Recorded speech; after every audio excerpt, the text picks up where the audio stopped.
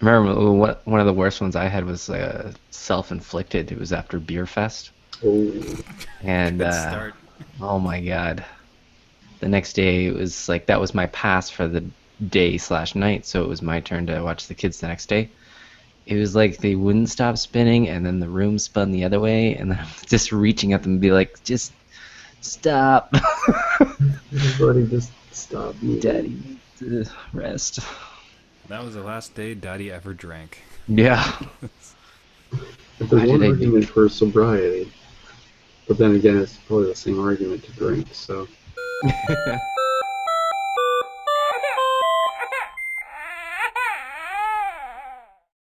Adult beverages are poured, the kids are asleep. It is time for New Dad Gaming, a show about gaming, fatherhood, and new fathers figuring out their gaming lives, as Gavin takes a very well-deserved drink from his beer. So well timed. Yep. My name is Trevor, and I have a 1-year-old. My name is Gavin, and I have a 10-month-old.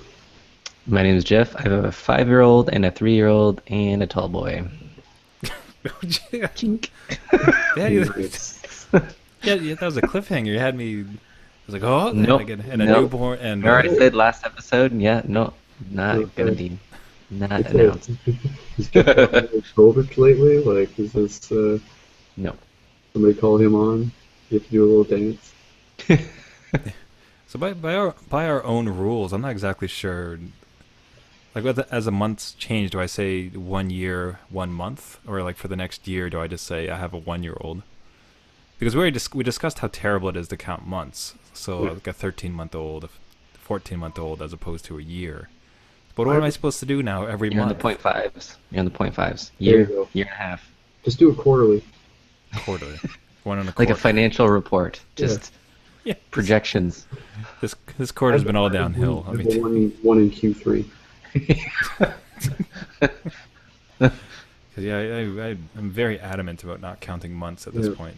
He's one. Yeah, we're in Q2 of our second fiscal, and so far so good. Second parental. Second parental. There you go. Done. Oh, That's yeah. I'll post something to you guys right off the top, and I think like Jeff would be. Well, actually, you're kind of the exception. But I went on a lark. I went into a GameStop. I was in a mall just picking up some other stuff, and there was a GameStop sitting there, like a big chain retailer. And like that, and that place is weird now. Like there's so many toys as opposed to actual games, and Yeah, they really went for the collectibles. Amiibos. Yeah. and then additionally like all the new collectible style games, like the Skylander stuff. There's of course the old Guitar Hero stuff sitting in a sad pile in a corner. But more, that's interesting enough. HMV, in fact, is also just a very weird place to go into because in our youth it was CDs, and now it's nothing but like band paraphernalia and like collectibles, like you said. Mm. But specifically to GameStop, like what was interesting was hearing the employee try to explain gaming and game DLC to an unsuspecting parent. Where it's like, no. So this disc is just the multiplayer. The campaign, like the one-player campaign, is DLC. You're gonna have to buy that separately in the store. He's like, what do you mean? It's a game on a disc. Like, no, ma'am. You're gonna have to put it in, and then you have to download the update. That's gonna be about 2 gigs. What's a gig? Never mind that. And then you have to buy the second thing separately. Well, what if I want to play this character? No, ma'am. That's a DLC character. What's DLC? Downloadable content. You have to buy that. It's just like it just blew. Like you're so terribly unprepared for it, and we're just in this weird state right now where parents were far enough. With us, it was easy, right? Mom, I want on the box. It says this. It says like Donkey Kong. Yeah. And here's a For photo. Christmas, I want that box. Mm-hmm. Yeah, and then she bought that box, and I put into this thing, and it was fine. And now, like, it's changed so rapidly that the current generation of parents, I think, are just terribly overwhelmed. Yeah. Like, it felt There's awful for this times when, woman. like, I'm even overwhelmed with how, like, kind of compartmentalized and convoluted game purchasing is now. Where, like, people take the experience and they'll just slice it up into a pie. And it's like, sure, you get the big chunk of pie, but the full experience. And it's just this whole idea of, like, how can we get a little bit more of the consumer. But the worst part is too is that the base price now is like $80 Canadian. That's like $20 American. But, but yeah, Plus it's the like DLC, right? yeah, the cost of entry is really, really high, and then you're still not getting the full experience because it's been divvied up. But I think we should archive this episode so that way in 20 years, when Trevor's shopping and they're talking to him about memory gel tubes, and he's all confused about, oh wait, do I need the memory gel tube? It's like, well, yes, we have to hold it up to the sun during the solstice for it to download. Yeah. When was he like, has that conversation, Yeah. Or you can't even buy it because it's like a virtual reality retina scan. Like, no, sir, no, sorry. you your eyes are Scans not. to your account. You don't have the right we need pupil your son to dexterity do the for this DNA version. imprinting. Yeah, can't do it. Well, that was like, that's exactly it though. It's just like what I was wondering as I'm listening to this and I was listening to it too. Like it's like we're in it, so we get it. But hearing it like anew is just like, wow, this stuff is really crazy. That business model, because they assume everybody doing the purchasing is an enthusiast, and that's often not the case. And even within our generation, there's a substantial percentage of the generation who are not enthusiasts.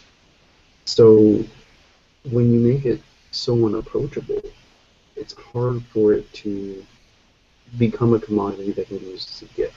And it's going to be one of those things where eventually it's just going to be a gift card kind of gift. It's the same as shopping for cosmetics.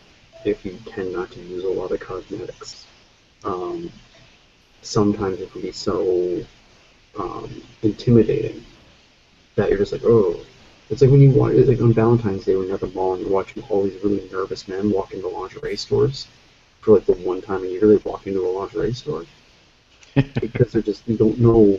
It's like, so do I buy the top and bottom thing separate? How does it? What number is it metric? How do I measure the thing? And just this like how many feet? How many? What is it?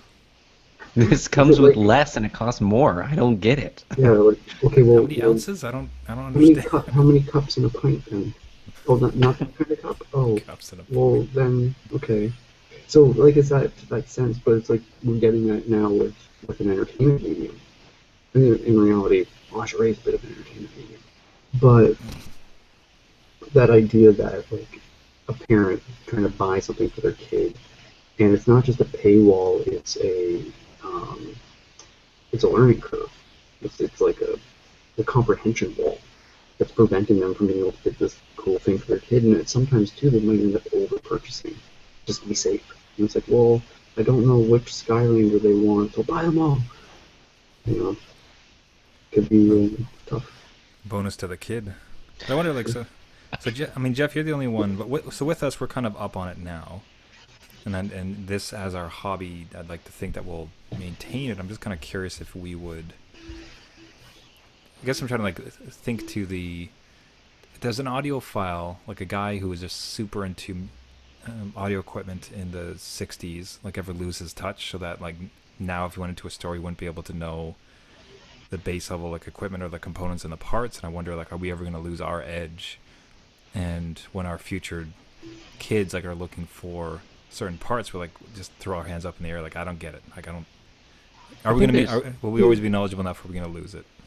I think we have to make some compromises, right? Even just being a parent and not having enough time to keep. Like I won't. I don't think I can see myself falling behind on the hardware side of stuff, and even how the games kind of fit with the whatever hardware. But I can see myself falling behind in certain games, like with Minecraft. I get it. I know what it is. But the things people do with it and set up different servers and run different mods with it, I have no idea what they're doing. And I used to be in that scene, but not anymore. Well, that's the thing too. Is eventually as well,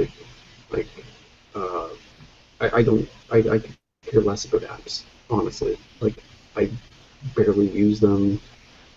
I find I get along in my life fine without them. And sure, like I know enough about them to understand how they should be utilized safely.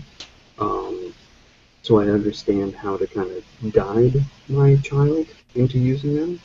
Um, but also like I won't be up on the latest trends because it's less to do with me falling behind as me just not getting on the train in the first place. Just like I don't care.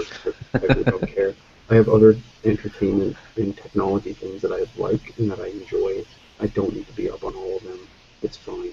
It's the same as like the audiophile not really caring about how video projectors work. You know, yeah, it's AV equipment, but he doesn't really care about the V, so he just leaves it alone. And yeah, I think eventually I'm going to drop off. Like, I think it's natural for most people to eventually just be like, yep, this is my plateau, I'm happy here. I'm going to ride it out to the end, you know? Like, there's a lot of happy people with silver hair just sitting on a mountain of vinyl, just enjoying the golden years. And all the best to them, you know? I don't need to try to convince them to convert to MP3. They're happy. I'll leave them be. Yes. Again, like Trevor said, time capsule. We'll play this back in like 20 years, see where we're at. Yeah, yeah.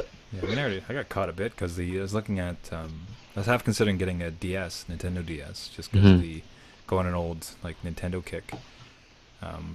Realizing I'd played that type of stuff for a while, but then there's a 3DS, so the 3D version and the normal DS, and Yeah, I had to pause. I'm like, wait, yeah. can these play each other? Like I don't even know. There's the new 3DS, right? There's the Yeah. 3DS, and then the new 3DS. I was So worried they that I'd didn't. buy a game for one that wouldn't actually work with the other one. I was just like, oh Yes. no, it's happening. Yes, They're it does. figuring out where the backward compatibility and like the chronological order of all these different iterations, and it's like which library like is like if you get a game, is it still within the confines of this one library, or did you overshoot or undershoot? Yeah. I had to do the same thing when I was buying my son the 3DS, right? So the new 3DS was coming out with the dual thumbsticks, and the old 3DS only has the one thumbstick and then the directional. So that's where they improved it. But then I looked at the 2DS. I'm like, well, maybe I just go that way. It doesn't fold. It's just a big hunk of plastic. It's basically like a tablet Yeah. behind it, and then it's separated by plastic into two screens. I'm like, maybe I should just do that. It's like $80, whatever. But then I'm like, well, certain games don't work on that one that have the 3D capability of the other one, and he can't do the 3D yet, but I kind of want to do the 3D, so I don't know. You have to do your research, but I think that's where our Yeah. generation is we're kind of good at, right? I think we would go and research it and come to a conclusion, whereas the previous generation would be like they would go to the games, the Yeah. GameSpot, or I think that's the difference is the ones who it's like I'm gonna Google this a bit at home before I head out, and like when I do, if I do decide to just go to a brick and mortar to buy the thing, yeah, I'm gonna have its serial number. I'm gonna know their inventory stock levels. I'm gonna have yeah, and everything, and just be like, I want this thing. You have 5 in the back stock room on the 5th shelf. How do you yeah. know that? Never mind how I know it. By the way, the security on your CCTV needs upgrading. So just give me what I want when I go home. Yeah, not even like going home and Googling or doing it before you leave. I mean, Yeah. the advent of these smiarphones being able to just on the spot, like tap, tap, tap, tap, tap. Oh, okay. That's the wrong Yeah, one. I think like the conversation you witnessed at that store might have been better to have been had with Siri as opposed to the poor, you know, shop clerk. Um, but at the end of the day, too, like that is their job. Like they're there to kind of like I understand the frustration of talking to somebody who's not savvy, but that's their primary job is to take the hand of someone who needs help.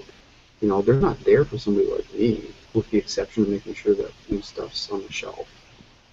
They're there for the people who don't know what they're doing. So, you know, I think that's a good test for somebody who is in that sort of a job because, like, you know, otherwise they're not really earning anything. Like, they're basically just vending machine security guard.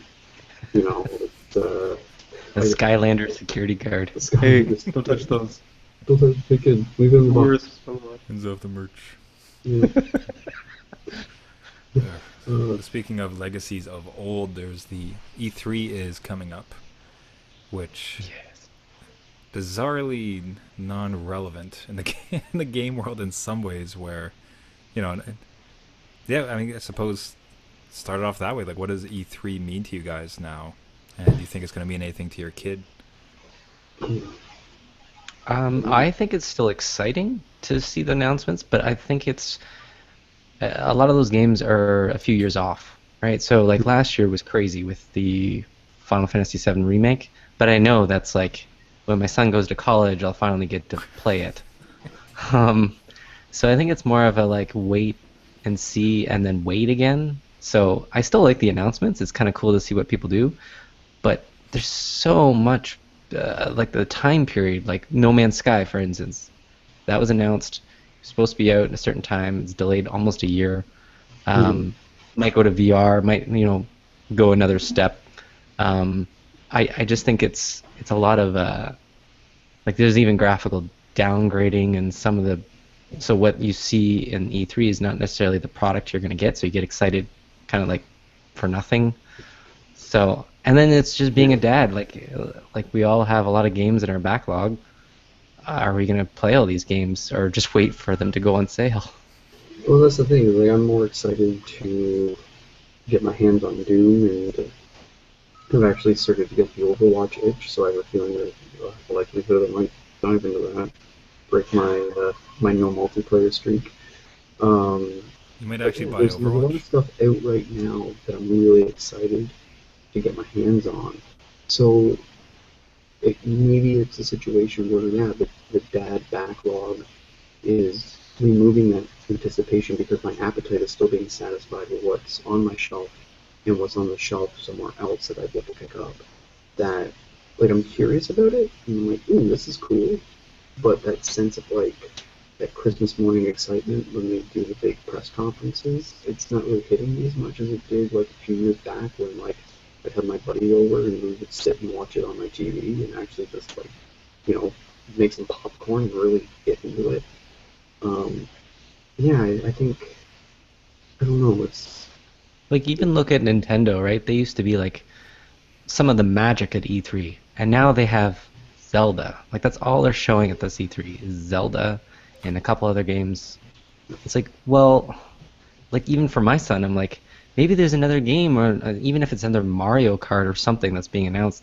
It's like, no, they're still working on Zelda, and it might not even be Wii U now. It might be their next console because they missed an entire generation yeah. to get a Zelda out. So even they're taking longer in terms of getting their games out the door. Hmm. Fine tuning it, I'm sure it'll be great, but like I'm not gonna show my kid even an announcement and then be like, okay, save up your money in 4 years. Yeah, I just don't Yeah. know if there's anything they're going to. If anything, it was like a. It feels like it was a conference that benefited from a lack of information or distribution, where Yeah. besides magazines and some other maybe TV, but how would you do it? Like this was the event to get your news out there. Now Yeah. it's so easy to get any type of message out: Twitter, Facebook, YouTube videos, like website, just blow it up yourself. I mean, there's Yeah. 20. How many game websites are there now with instant news? So Well, even on top of that, when you look at the like the expo and convention scene and how that's blown up in the last 5 years. Like you look 5 years ago, and as far as like big launch announcements, E3 was the only platform to do it. But now you have a lot of developers who are holding off and doing their announcements at PAX, or doing their announcements at GDC, or at Fan Expo or Comic Con. You know, when you have games being announced at Comic Con instead of E3, um, it's spreading out that announcement.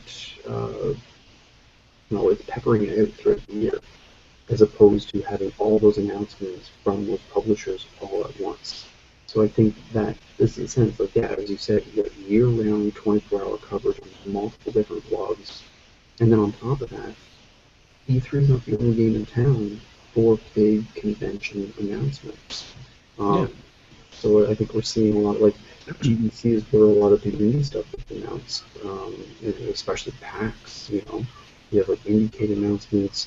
There's a lot of different venues out there now that will allow a nice big stage and a nice big opportunity. And I think also too a lot of games that were in development were getting kind of drowned out at E3 by the big studios. So they start going to things like PAX to do their announcement because they know they'll get more spotlight. and then because they don't have the large studio backing them, that these media studios are like, well, we're going to announce this thing because we're going to get more attention, or we'll at least get a little bit more buzz and more media buzz. So I think that's also sort of spread things out and made people Yeah. not. They're kind of condensing, or they're spreading their attention across the year as opposed to everybody focusing on this one week of all the announcements at once. Just like Easter, Christmas, just get it all in there. Well, even look at this platform, right? Like the next Call of Duty and Battlefield were announced on YouTube as a video. Yeah. All right, and that was all they needed. What are you going to do at E3? Like, you're going to show a little bit more footage. You might have it playable if that's the pull, but then everybody else has their own conferences during the year, and then even award shows show. Yeah, like Sony has a press conference. Exactly. We have all these the publishers themselves, the larger companies themselves have their own conferences. Right. Where before they would rely on E3, or now it's like we got our own thing. This is our moment. It's just all about us. We don't just have a single like announcement show. Like we have an entire 3-day weekend event to just talk about stuff coming out on our system. Yeah, I guess. So, what do you guys think though with more events? So it's not so much the one massive event that rules them all, but with PAX and other ones, would you think that our kids would be able to attend a gaming event then, like a big show? Although not the show, but maybe a PAX Junior, PAX East. Like, think it'll still exist as a venue, or that'll go away? Well, I think they'll definitely exist. I think like these things are doing so well. Like, they make a lot of money at these events just from like admission and merch and stuff like that. It's not just a marketing tool. Like there is actually they are a fairly successful event with the amount of advertising and marketing money that the event itself generates from bringing on all these exhibitors. Like Fan Expo hasn't been this big ever, even like for Comic-Con. I think this sense of everybody go and check out stuff, and there's also that sense of being able to see it alongside other people, that spectacle has made these events huge. Getting into these events is like trying to get into a rock festival, but instead of like sitting and watching a bunch of like rock bands perform, you're going and seeing a bunch of games get debuted and watching people play them live or have tournaments like that. So I don't think they're going anywhere anytime soon. I think they're here to stay for sure. It really just comes down to, is it something that's, where is the threshold as far as like how involved are you in this particular interest? Yeah, I could see that. Or even if the industry wants it anymore, right? Like if EA were to say, "Hey, we're not going to do this anymore. We're just going to announce our own stuff on our own YouTube channel." Look at Nintendo. They don't even do E3 live conferences anymore. They do like that. The Nintendo Direct or whatever, right? Exactly. Their own, from their president. Like it's more a personal thing from them too. So I don't know. Maybe it exists, but just in an evolutionary state. Like it's. Mm-hmm. You're still gonna have big convention halls full of people just elbowing each other to see something new. Like it's human nature. We love seeing big. It's a less bloody coliseum. Like people just want to go and be entertained.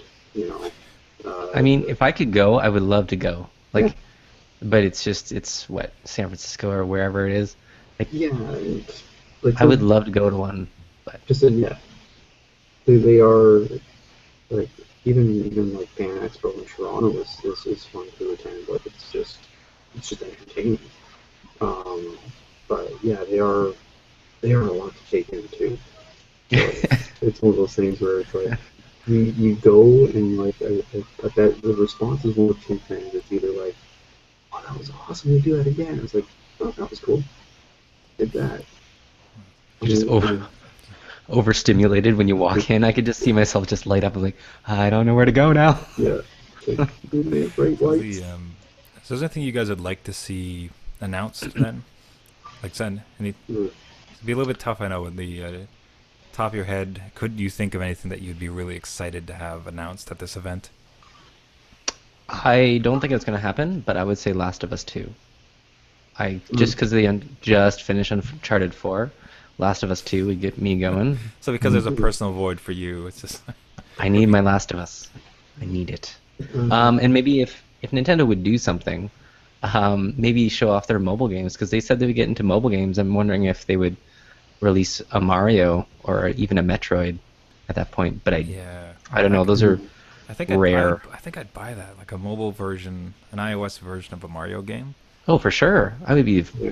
done. But I don't think they'll ever release it.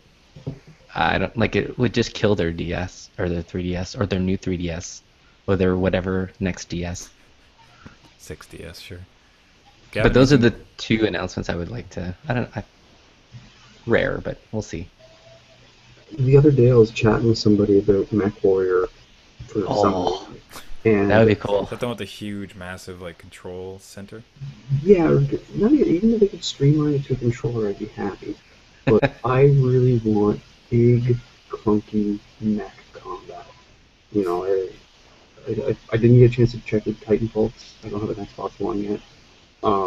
That looked like it would be somewhat satisfying, but there was something about the old Mech Warriors where these things were so massive, like skyscraper size, that they weren't just a vehicle and part of a multiplayer map, like they were the thing. If you weren't in the thing, you're dead. Um, and yeah, just really good mech combat, I think could be a lot of fun. I think something like that would be pretty wicked. Um, I haven't played one of those in a very long time, so that's kind of why I have a bit of an itch for it. Um, and there was a game I just saw announced today. The name of it is totally slipping me. Actually, I'm going to quickly see if I can find it while I talk about it. But it was the same studio who did uh, Saints Row. Um, and I think I found the name of it. You can tell I'm prepared for these things, actually. Need scrolling music. Yeah, damn it. Dee-dee-dee-dee-dee-dee-dee-dee. You need the Jeopardy music. Here it is, here it is, here it is. Oh my goodness. It was something Mayhem. Here it is. Agents of Mayhem. That's it. Oh Agents of yeah, Mayhem. Yeah. that So one the looked Agents good. of Mayhem. That's from the And, developers of Saints Row. yep. And Volition Software, they did Saints Row, they did Red Faction, which Red Faction is one of my favorite games. Yep. I really enjoyed the Saints Row series. I played them, I like them. They are ridiculous. They are very crude at times, very crass. But No, I don't know what you're talking about. No. Explain a situation. actually, one of my favorite moments was in I think Saints Row 2, and you're you're driving your car, and you're just listening to the radio, and then Final Countdown comes on the radio, and your character starts singing along to the radio, and that was one of those moments where it's like, okay, that's Seals it. that made me laugh Mm. really hard. Did you ever So play 3? Because it had the same yeah, yeah. one. I played through 3, and I also played oh, There's the 4, and then one there's with the Gat Out of Hell president. as well. Yeah, I played the fourth one as well. Like I've played through most. Actually, the only one I haven't played is that Gat Out of Hell one. Um, but I kind of hit Saints Row when I needed a break. Um, but yeah, they are kind of a bit of a guilty pleasure thing. There's some choices that they make narratively, and that might not be the most politically correct, but uh, sometimes I just giggle anyways. I know it's wrong. I'm sorry. I try to be a progressive person, but sometimes a dark joke is just perfectly timed. Um, so yeah, I'm really excited. I saw this the debut trailer that they just released, and there's some really interesting stuff going on with it artistically, just character designs and stuff like that. There's a bit of that sort of Saints Row flair when it comes to the characters and their attitudes.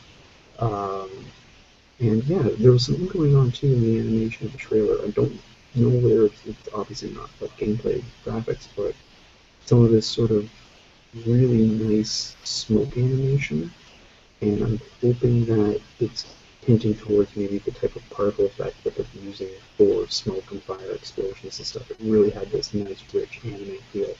But it was pretty well just isolated to those effects, but it really felt nice. So I'm hoping it's an indication of what's in the game visually, not just from like graphics nerd standpoint. But yeah, I want to hear more about that one because I know it exists. And if there's a Mech Warrior thing that gets slipped in and surprises me, even better. I could go for a. I was thinking I could go for a good skateboarding game because there hasn't been really decent Like one like Skate? that. Like Skate itself, not Tony Hawk. No, because yeah, Skate and Skate 2. I think 3. I don't know if I ever played 3. I heard it kind of wasn't quite as good, but just yeah, like especially the Skate franchise was just fantastic. Or even like even going way back, there was competing with Tony Hawk back in the day was Thrasher. This is back for PS1. Do not remember that. It was, man, it's a charm. If you ever get a chance to find it on an emulator or something, because it's got, it's very realistic physics. Realistic physics. Jeez. Relatively realistic physics, where you really can't just like flop about and connect 1,000 things. But it's very gratifying gameplay. Like I played the heck out of that game back in the day, and that's why I like Skate so much, because it reminded me of it. Skate having some silly elements, but ultimately having a bit more basis in reality. Yes, I don't know, like a real solid, good feeling Skate game. I think I could get behind. I tend to like that sort of open world run around type of feel. I think that would bode well. I think for current dad time too, because now you could just boot up, skate around for like 20-30 minutes, whatever you end up getting, and then baby cries and you just pop off, away you go. That seems like a great in between baby crisis filler game. Imagine that game. They're gonna make that VR, and it's just gonna be a puke machine. Just the amount of dizzying effects in it. Yeah, good luck with that 1080. Because they are really having fun with the VR, like the gamescape of that. I think I saw one game. It was just called like Arachnophobia or something, and it was a virtual room, and spiders would come out. It's gonna give people heart attacks. Yeah. Like, but it's gonna be fun, and I'm I hope so ready for it. skateboarding game, because you get the YouTube fail videos that are going to come out of that. Yeah. Oh my goodness. Dad related. There's always a wealth of garbage that comes out with this stuff, but this game was. It's like I think they call it like Baby Firefighter Simulator or something like that effect. But basically, you got in VR and you got two, call them like nets even, and somebody's throwing babies off of a burning building. So good. And your job is to grab them, like throw them into the nearby truck. So babies are just being thrown with different weights and different floors. They fall faster and slower. Oh, it's such a good. I don't know. That looks fun. Stupid. For the first time, yeah. I think it's the type of thing like it's part of the party pack for when somebody asks you why did you spend so much money on this VR set. Yeah, exactly. It's like check this out. Throw it. Oh, perfect dad stuff. We'll see that. I would love to see if PlayStation has PlayStation announced what the cost of their pack. Like I don't think they've announced the bundle yet, have they? The feasibility. What's that? It depends if they upgrade the feasibility. Physicability. That was the word you used. I tried to make realistic physilistics. I think. Physalistic. Yeah. No, not the upgrade one. Just like what I'm looking for is like the PlayStation the pack where they sell the PlayStation with the new PlayStation VR. So basically like the all-in-one bundle. Like, I'd love them to announce that, especially with No Man's Sky, so I can finally leave this planet. And, I'm not sick in space. It's like basically Trevor's just turned into the guy from Close Encounters of the Third Kind. He was leaving his family. Bye, guys. Family. It's been real, guys. Take it easy. There's gotta be that like sucking sound as I sign off from real world. Boom. I think VR and toddlers scare me. Well, I know they would scare me if the toddler touched me while I'm in VR. You know what I mean? Like As a that would spider. scare but yes, Yeah. I understand. Like Yeah, like if you're playing the arachnophobia game and like your kid comes and tickles your leg, yeah, like that kid's going across the room. what is like that cognitive dissonance? Like would that not like I don't know.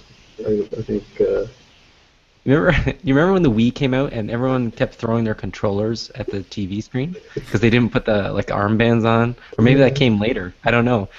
But there's No, so many they broken had to TVs. re-release like the strap or something. They had to Strap, like right? because the straps, the string on the strap originally wasn't strong enough for the type of G's that people were pulling. So they had to So, re-release the straps of so 100 tensile strength to withstand people's craziness. Because imagine like, imagine VR now. They just give you a bubble to play in. Like they're just like you're gonna break too much stuff. yeah, it's like you need to be in one of those hamster things, like those Yeah, inflatable hamster balls. roll around. What was Or that just other like thing? just build it into the software because the Vive, which takes that, you set up pillars to give you that kind of like 3D space, like Yeah. spatial awareness of your body.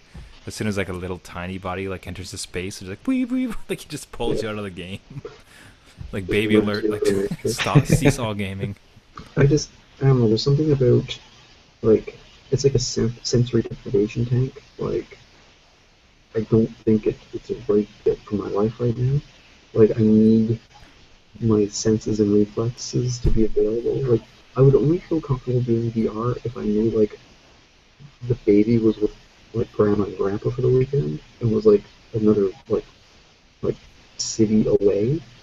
And then I'm like, okay, cool. So if I get scared playing like some creepy The Ring horror Yeah. game in VR, I'm not gonna flail and accidentally give my daughter a black eye. Like there's safe distance, another postal code away. I'm not gonna hurt anybody. I might scare the dog or break a lamp, but nothing bad's gonna happen to those I love. I don't know, just having Think of it worried like about it. this, where you're not up at six, like 2 in the morning, desperately trying to get him to go back to bed. You're actually walking with a bag of baguettes through Paris, Ooh, back and Yeah, forth. there you go. a Or screaming bag of baguettes. A screaming bag of baguettes, a screaming wet bag of baguettes through the streets of Paris. You're a lonely farmer on the Irish countryside with a sack of screaming potatoes. perfect. It better come with like Dad Sleep Simulator 2.0 or Yeah. something. I can You just get this sack of potatoes to go to sleep. My farm will. virtually, yeah, virtually go to bed. I'm so well rested. Yeah. So speaking of potatoes and other things that can be converted into alcohol, you fine dads have some beer recommendations for this week. I am drinking Samuel Adams, better known as Sam Adams. For those not know, it's a Boston lager. I'm sorry, Boston lager, and it's good stuff. It's really good beer. I like it. I like it a lot. Uh, Yeah, that's especially if you can get that on tap. I always find Sam Yeah. Adams on tap is really good. Yeah. And they also do really nice seasonal uh, selections. Like if you can, like their standard Boston lager is really good, but sometimes they'll have like a nice like a summer ale or something. And it's like if you can find them, like they're very seasonal appropriate. I think the summer ale had like citrus notes and stuff. It was really good. The fall one was like you had that with like some roasted root veg and slab of pork, and it was a really good meal. So yeah, if you catch any of the seasonal selections there, definitely check them out. I know if I ever do get a chance to visit Boston, their brewery is definitely uh, Yeah. on the stop. And I think they were also featured in a documentary called Beer Wars. It was on Netflix for a while. It might still be there. I don't know. But they were talking about like microbreweries and trying to maintain like um, brewery integrity and stuff like that. Um, and it was a really interesting documentary. I saw it years ago. I think it was them, Blue Moon, I think was another Oh beer yeah, that yeah. was in there as well. Dogfish Head, that was the other one. My wife just reminded me because she I was gonna say, was that like stuff. was that outside help? That was yeah. I phoned a friend on that one. Teleprompter. Yeah, but yeah. So I'm drinking Sam Adams tonight because it's Sam Adams. It's delicious. Yes. Mine's not as delicious, but local. 416 local brewery by Amsterdam Brewery. Kind of cool. It's got a again, it's not a light one, but Hmm. I was drawn to the art because it's downtown Toronto, and it's got all these little icons and then all the streets over it, and it's I don't know, try a little microbrewery, see what happens. It's not I've had bad. that It's one on not, tap. It's not bad. yeah, It's good. It's a good kind of just nice, clean, summery beer. I find in the summer I like the cleaner ones. yeah, I agree. And it was hot this weekend, so Yeah, I picked up I also had a 6 pack of Sol, oh like yeah, a Mexican beer, yeah. Cerveza, and it was good. I don't think it's going to replace Dos Equis for me, but it was tasty. It was good. Nice and clean and wet. Refreshing. Yeah, so I have. It's funny. It's just like teasing because I can't actually drink it. I'm like still super sick and have been for the last couple days. But I have a. This is Benadryl. the dad drunk. I wish. Oh, it's been awful. But Mill Street West Coast style IPA, and this one just released from them recently. So it tends to be a bit hoppier than I usually like to drink. Yet they, like most Mill Street stuff, they end up pulling it off really well. So really clean, really crisp, really refreshing type of beer. And very summery too. Like they've been working on this one for years. The story of it's fascinating. Like hearing it from I went to a Mill Street brew pub recently where the brewmaster talked through a couple of the recent beers, and I think this started off as a joke beer like built for golfers, and then just like slowly through a refining process, like eventually ended up here, and lo and behold, I'm seeing at the bottom. There's actually a specific word just saying like called strong beer, There you go. That's what 6.6%.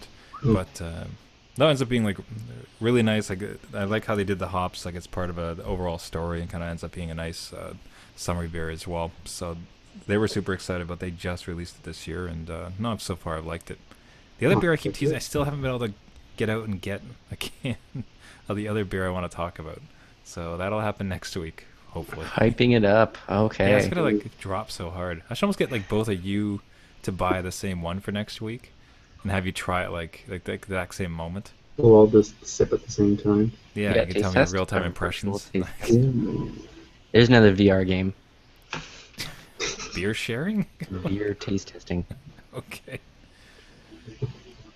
Just let it be like you three VR guys get in the same room and you each have to like pass each other a drink to try. Yeah, just make sure there's not a fourth guy in the room, or else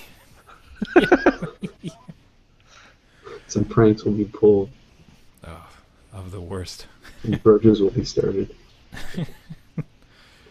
Oh, Yeah, I don't know. Like, VR intrigues me, but I don't know if I'm wanting to sign on to it yet. It's aside from the fact that I already wear glasses. Um, I don't know. There's just something about it. Like, maybe I haven't had the right experience with it yet to have that sense of immersion that will hook me. Have you But done VR yet? Have you like? I've tried it a few times. Yeah. Yeah. Because even I Um, went to that Game of Thrones thing, which is Mhm. like kind of a crappy-ish VR. It was still pretty fun. That was cool, going up the wall, and I don't know, they had wind effects and stuff, which you're not going to get in your house, but Yeah. depends how hard you try. yeah. I don't know, Gavin, have you seen videos for, I think it's called, I don't say, is it Hypercube? There was a VR game. Hypercube. Yeah, and just like you hear people gush about it, and the reason that people Yeah, like it's it like is, Tron, right? what's that? It's like kind of like Tron. Yeah, and it's like literally a wall comes rushing at you, and you have to try like bend the shape Yeah. to. So I'm gonna check it out because I Oh, don't like think that game show. That game Well, show? they had because they had Yeah. that for the Kinect. They did like a version of that as well, where like you had to make your body a shape. And it was like a game show of that. Yeah, just Yeah. right. Like there was this one on TV where it was made of like Maybe a it's called Super Hyper. polystyrene wall coming at you, and it would knock you into the water if you didn't get the shape right. And usually the shapes are like get really funky. It's like Tetris with consequences. I think it's Super Hypercube. I half want to try to like share my screen, but I'm worried I'll break everything. You probably will break it, and I wouldn't. That's I wouldn't okay. do it.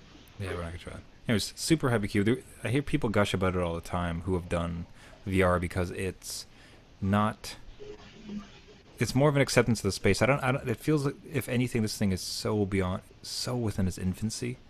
I Mhm. think where we're going to get to is kind of exciting because currently it's like now you instead of being behind a screen, you're now like in the world, but it's the exact same gameplay. What Super Yeah. Hypercube was showing was, okay, like forget, physical limitations, forget like real world, like situations, things like that. Like this is an entire world dreamed up for the exact situation of you being in that space and able to control like items.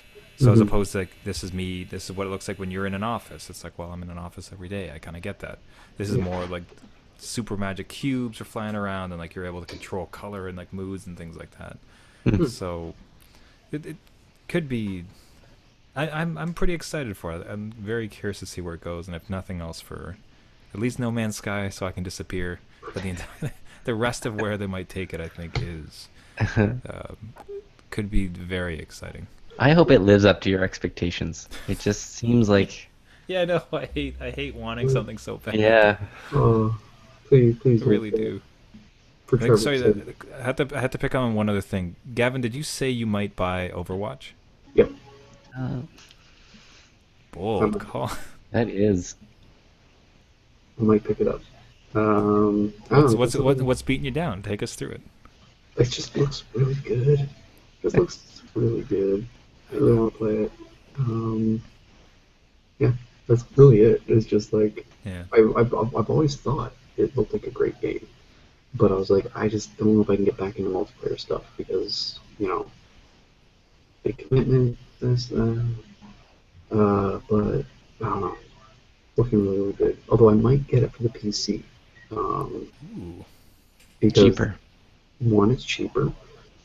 Two, uh, I think a lot of the other people that I know who are currently playing it are playing on PC. And I don't need a secondary subscription service to access multiplayer. So, because like in reality, since I don't really have PlayStation Plus, if it was to start back into multiplayer games, I would have the $80 or so for the game, and then an additional like what 50, $60 for 50. annual. So it's like that's a fair chunk to drop in on that. So and plus it gives me something to play on the PC, which I haven't really had for a little while, with the exception of Octodad the other day. But Yeah, yeah, so yeah, you heard me right. I think I might. Of course, saying that, it's probably still a month away, but I'm leaning towards picking it up when Yeah, Steam it's summer sales announced. coming up. Yeah, but it's Blizzard, Ah, that's true. yeah, that's true. and plus it looks like a decent game. I think I could get full price amount of it, especially since the PC pricing is different than Yeah. console, which is Yeah. always a It's funny because like, I benefit. almost like I'm absolutely drawn to it like you are. Although I so badly wish I could trade Star Wars Battlefront for this game. Like I was so disappointed in that game. Like I'm so sad that I bought it. Um, so if I can like exchange that money and instead get this Overwatch, because especially just it looks incredible, looks fun, reasons enough to buy it certainly, but just it's almost just supporting that type of game as like a vote of confidence for something like that. Like it's not a Yeah, it's military voting shooter, Really it's though, not for I think what. gray, I it's think not it's the dull. same. It's like there's no single player campaign, right? It's all That's not, multiplayer. but I just mean like it's so colorful, it's so cheery. It's like a focus on fun. It's focus on positivity. Like they built all these systems around ensuring that it's not about poning noobs and like killing and being the best. It's about teamwork and having a great time. Certainly the victory element, absolutely. But I mean, voting for the other team, having an ability to vote for the other team's healer as the player of the game who like because they contributed so greatly. Like it's all these incredible. There was one element that got pointed out to me that like when you call up the list, like usually you could call up a list during a multiplayer game and see where the kill numbers are. Like you don't get the entire team. You don't see your ranking against everybody else. It's just like here's you. Here's how you're doing. Hmm. Right. So it's just this over like soup to nuts, like incredible like personal little stories, incredible, colorful, diverse characters, super fun world, like focused on positivity and just it's yeah. There's something kind of magical about it that I almost want to support from a consumer point of view. It's like yes, this is great. This is a great game. I'd love to see this would be a great game for my kid. Like this is the type of thing I'd love to see gaming go towards, as opposed to like the Call of Duty stuff.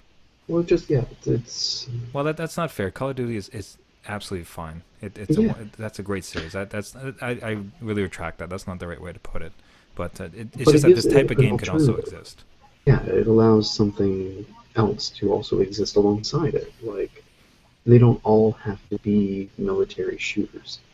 Um, they can be military shooters can be very fun, Hmm. but to have something out there that's refreshingly light and playful, and even though it's people shooting at each other, it's friendly. You know, it's there's something about it, something inviting. I think that's the one thing Charming. about the military shooters that are out right now is that because of the competitive nature of it and the leaderboard focused mentality behind it, it can be uninviting. And with the way Overwatch has balanced stuff, and not just visual aesthetics, but just in the game's design itself, it seems far more of an inviting environment and an inclusive environment.